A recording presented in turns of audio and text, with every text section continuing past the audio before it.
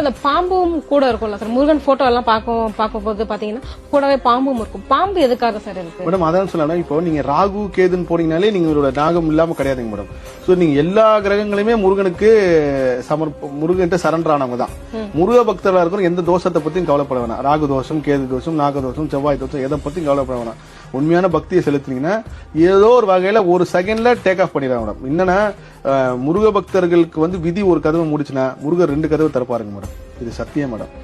முருகனுக்கு என்ன இசை சார் ரொம்ப பிடிக்கும்? முருகனுக்கு ரொம்ப பிடிச்ச இசைன்னு பாத்தீங்கன்னா மேடம், இந்த பக்தர்கள் சொல்றாங்களா அரோகரா, வெற்றிவேல் முருகனுக்கு அரோகரா, முருகா அப்படின்னு அந்த கோஷம் பாருங்க, இதுதான் முருகனுக்கு பிடிச்ச இசை மேடம். நீங்க முருகர் முன்னாடி எவ்வளவு மனசு, நீங்க வெற்றிவேல் முருகனுக்கு அரோகரனே சொல்லிட்டீங்கனாலே உங்களை அறியாம அழுதுருவீங்க.